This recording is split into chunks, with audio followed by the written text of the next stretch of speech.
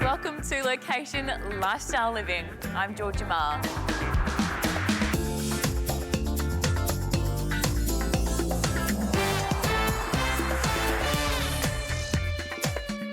On today's show, we indulge in a Hunter Valley experience here at Spice's Guesthouse in Colburn. Craig catches up with Daniel from Domain. I chat to charismatic NBN sports reader Kate Hammerfield. We drop by a cosy little florist in Newcastle. Our resident tradie Rowan is back with more handy house tips, but now it's time to get out and about with Kim and Chris.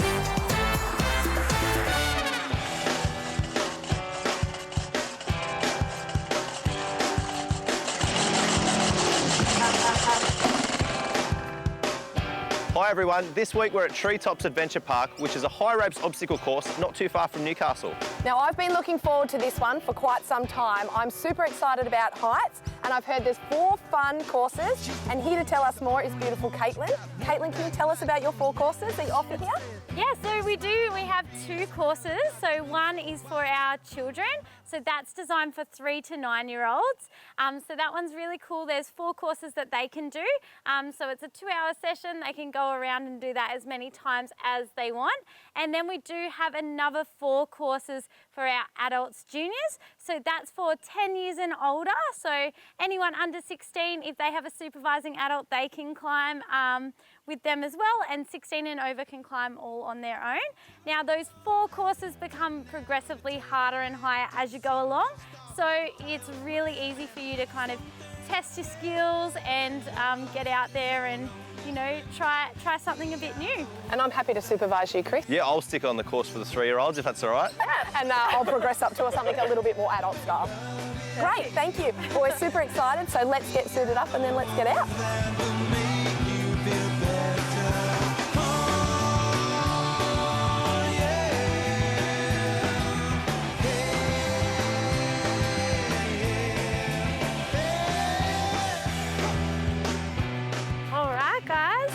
This is where we're going to start.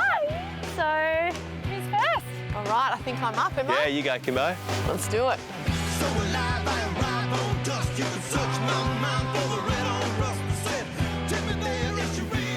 What do you do here? Hold on to the timber. The A-frame, just hold on to one as you go past.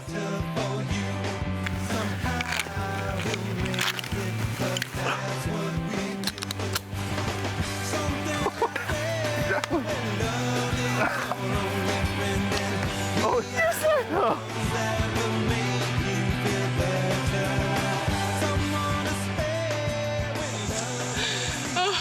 This last one gets me every time. Oh.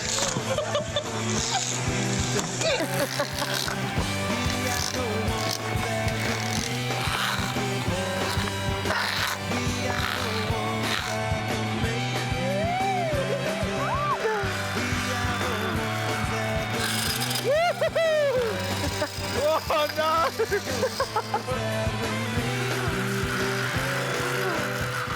Oh my God, that was awesome. So much fun. We can't thank you enough.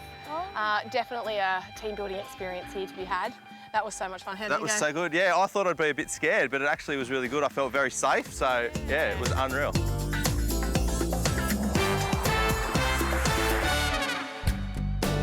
A forever home is one that you'll live in for the longest time, generally 15 to 20 years, and requires the most thought. It's often daunting trying to make the right decision, but Daniel from Domain is here to give us some great advice. Daniel, how do we choose our forever home? Okay, so most people choose that forever home when their work and family situation is going to be relatively stable. So you know what the head count of your family is going to be, you're in a job that you like, and so you can choose that property that's appropriate. So not only the right number of bedrooms, but also things like number of bathrooms and living spaces, so people can have their own privacy within the home. Wonderful tips. How do we know we're buying in the right location? Okay, so a lot of people think about the location in terms of school catchments, and people start thinking about this quite far in advance. So we're talking about high school catchment, before the kids have even started primary school. Apart from that, it's also proximity to family, friends, and those really good lifestyle sort of locations, whether that's the parks or the beach or that kind of thing. Yeah, so I guess getting all those things right is very important. That's right, yeah. Well, thanks for your tips, Daniel.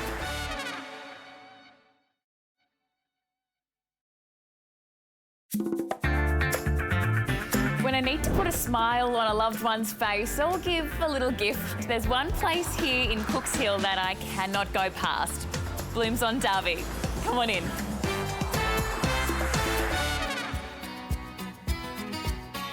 Well, I've got the beautiful Mel and Nat from Blooms on Derby. Thank you so much for having us today. Thank you for joining us in our floral cave. It is quite the floral cave, isn't it? Tell me about your inspiration.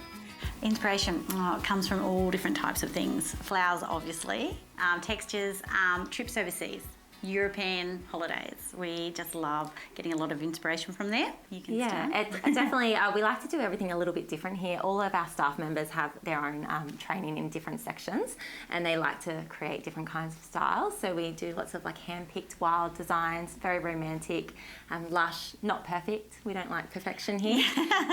With lots of groups designs are very on trend at the moment, so we do lots of that as well. Yeah. And we love to take what our customers want, and then turn it into something beautiful. So it's always got a little bit of our style. Even if they tell us that we want this, they're going to get something that's even more beautiful. The Blooms touch. That's exactly right. The Blooms touch is on everything. What do you think sets you apart from other florists in Newcastle?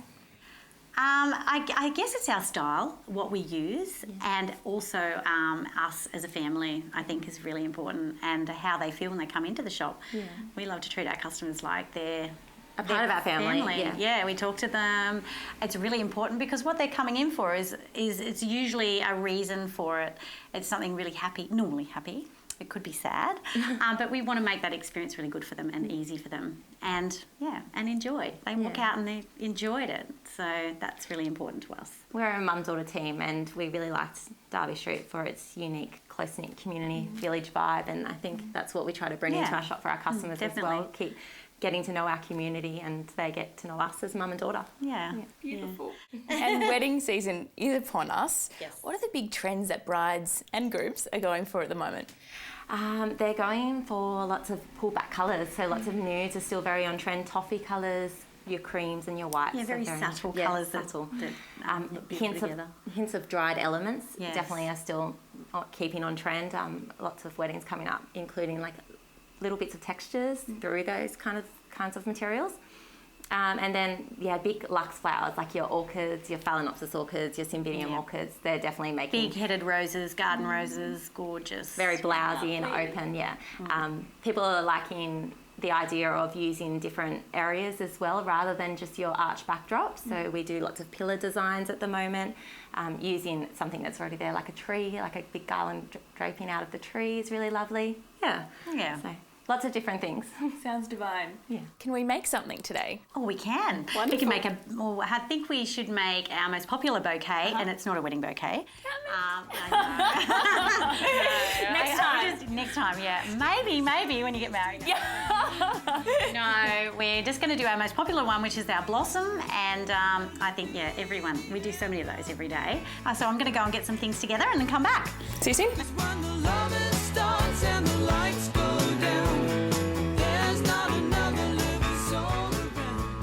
German wax, okay? So now, like that. The sea anemone.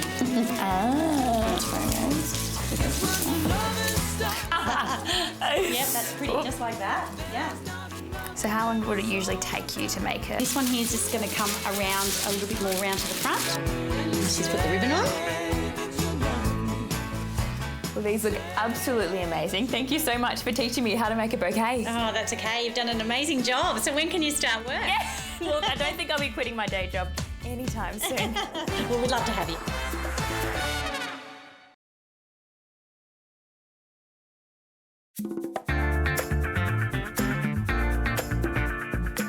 Joining me today is someone who's no stranger to being in front of the camera. Of course, it's NBN News' very charismatic sports presenter, Kate Hammerfield. And of course, my very good friend and colleague. Kate, where are we today? Well, Georgia, we're actually at my old primary school. It's quite weird. New Lambton Public School. I went here as a child. We're here for my daughter's netball training. So I can hear them in the background. They're wondering where their coach is. Should be 2 minutes because we've got her first. Winding back after high school, did you always know you wanted to get into journalism? Do you know, I've run into a few people recently who I went to primary school here with, and they say I'm the only person that they've ever met that's done what they said they were going to do when they were a kid. I don't know how or why this happened. I don't know why I thought this was for me, but it always felt like it was. And then I did have a teacher in high school that says, you've got a good voice, you must do something with it. And yeah, I don't know, it was one of those things that was always something I wanted to do, and I feel very privileged that I get to do that now. You've done news and you've done sport. When did you go, I know it's sport that I want to do? I think it always was. It just took a little bit longer to get there than I originally thought it would. Sport was always something that I've been very interested in. I've always played several sports. I've always watched as much sport as I can. It just feels like a really good fit for me. You've also started ground announcing at McDonald Jones Stadium. I have. It's another one of those things that I really enjoy. I love being so close to the action. You can't get any closer. I'm literally sitting on the sideline and I do get a real buzz. I love being involved. What's more nerve-wracking, talking to the audience at McDonald Jones Stadium live or being on live TV? Oh, they're a little bit different, but do you know what? Some of those names that I have to announce at the stadium, they're curly ones, and I think I'm definitely offending someone here, but I'm doing my best. Good, good. Now, you're a mum of two beautiful kids, Aria and Rowan. How do you fit it all in and how do you relax? I don't know if I relax. Ask my husband. I'm not sure if I relax. I love it. I wouldn't have it any other way. I like being involved. I'm one of those people that likes to be busy. But having said that, when I go home, I'm home. I don't want to talk to anyone. I sit around and, you know, watch TV, and most of the time it's sport. Speaking of, we are at Aria's netball training today. Why are you involved in the community and a netball coach? I played netball all my life. I played for Wests, where my daughter plays now. I played since I was 6 years old. I played Newcastle representative netball as well. I love the sport. Aria played last year and she had a beautiful coach, but I was so itchy on the sideline. I think that some of the dads were running some kind of betting ring on how long it would take me to stick my hand up, and I did this year and I love it. I think I get as much out of it as the girls do. I really enjoy it. What type of coach do you think you are?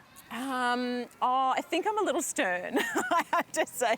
I do have a beautiful co-coach, my good friend Emma, and I think we complement each other really well. I tend to be a bit more skill-based. Emma's really good at having fun with the girls, and we're getting great results. They're such a great little team, and I love seeing them develop new skills as they go along. Some of them, at the beginning of the year, their parents said, how are they ever going to get, you know, the ball into the ring? And I said, watch them, they will.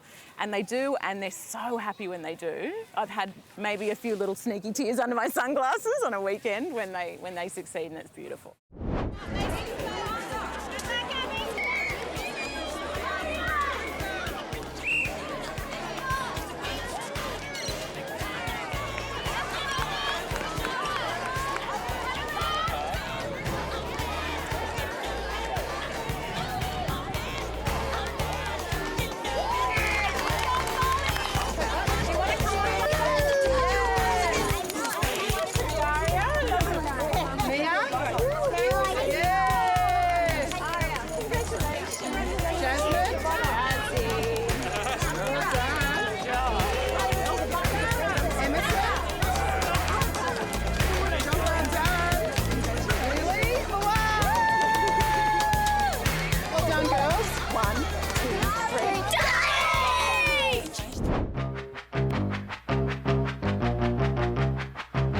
Gyproc is one of the most versatile materials we use in the building trade. It's used to line the walls and ceilings of most residential buildings. However, it can suffer some wear and tear. I'm going to show you a quick and easy and effective way to repair and patch a hole like that using this, which is Gyproc joint compound. We traditionally use this to seal the joints between the sheets, but it's very, very good also in repairing and patching things like this that don't go all the way through the sheet. We're just going to fill this, sand it back, paint over the top of it using this. I'll show you how. Put that there. You can see this is pre-mixed, which helps. We're just going to use a filling knife here like this. I'm just going to scoop a bit of this out of here. Oh, yummo, look at that. We're just going to smear it straight inside the hole here, okay? Filling that gap as best we can. Nice and smooth, like that. Right, so we put a liberal amount of that joint compound in the hole to patch it up. We just want to go over it with a nice big wide joint knife here. General rule of thumb is you want to go at least twice the size of the hole that you're patching on the spread of your joint compound. So we're just going to drag this one across here, smooth it out.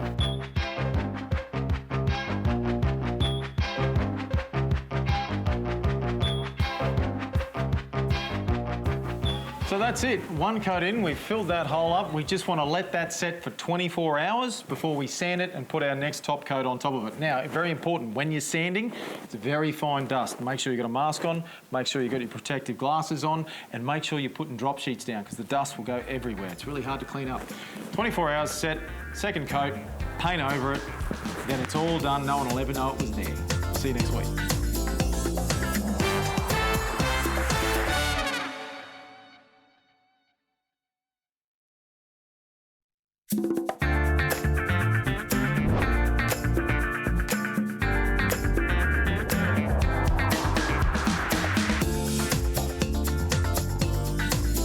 Hunter Valley. It's just up the road from Newcastle and an easy drive from Sydney. There's so much to do here. You really need to make much more than a day trip out of it. So where do you stay after you've been whining and dining, or if you want a romantic weekend away? Well, there's a new kid on the block I want to introduce you to. Spice's Guest House.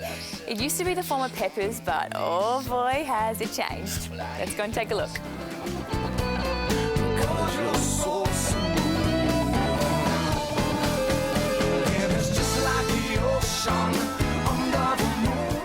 Welcome to Spice's. I'm Andrea. Nice to meet you. Thanks for having me. Our pleasure. Please follow me. Mike is in the lounge. Give me your heart, make it real, or else forget about it.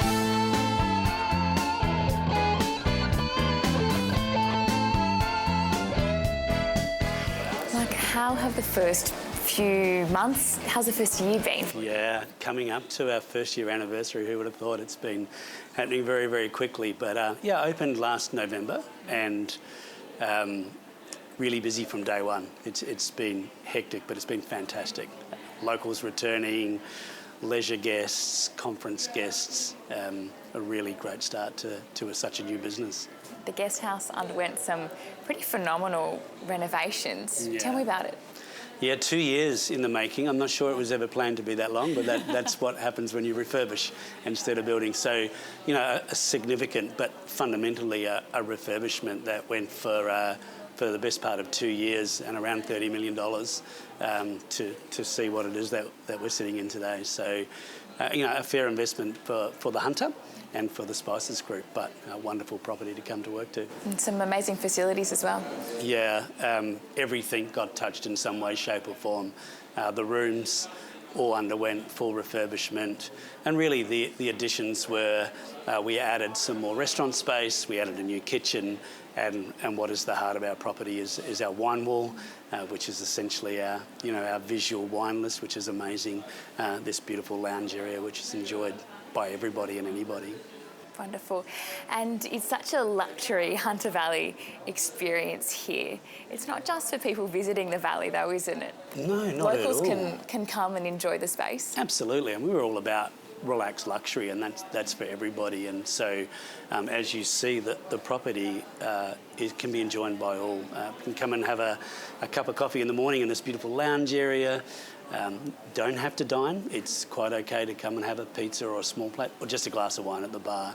And what we've experienced is, you know, these generations of winemakers who have had experiences at the past life of the guest house in Pepper's days are returning to the property because this was their stomping ground back in the day. And it's wonderful to see that next generation of winemaker as well as some of the old guys still coming back in and you know, reliving some of the memories of past. If these sandstone walls could talk.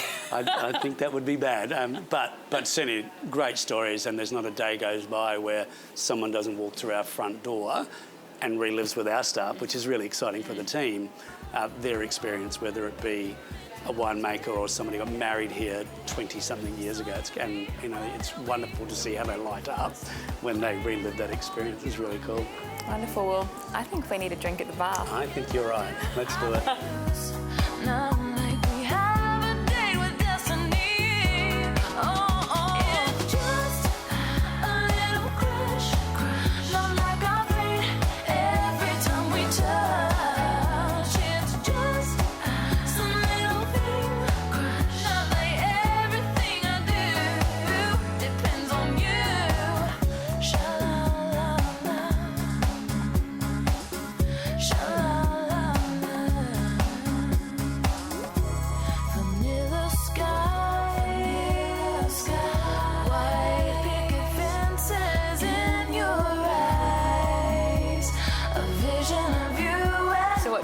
Here. So, Georgia, we have a couple of Eremos specialties. Over here we have the grilled octopus, very spicy sauce, and over here the coal grilled Wagyu flank.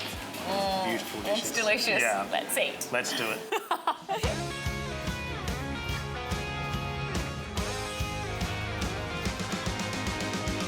As a local, what I love about this place is how it's kept its history and its charm, and it really lends itself to being able to let go and relax. So what better way to do that after dinner than sit back with a lovely glass of Hunter Red.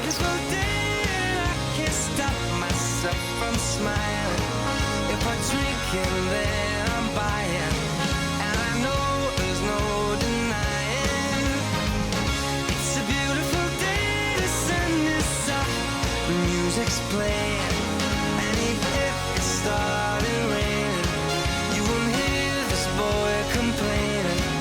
From one fire to another, I've retired to the cottage, a stunning 4-bedroom home on the property with a kitchen and dining area, plenty of cosy living spaces, including this one, where I'll leave you for the night. Well, that's all we have time for today on Location Lifestyle Living. If you'd like to join the team, check out our website or catch up on an episode, head to 9 Now. See you next week.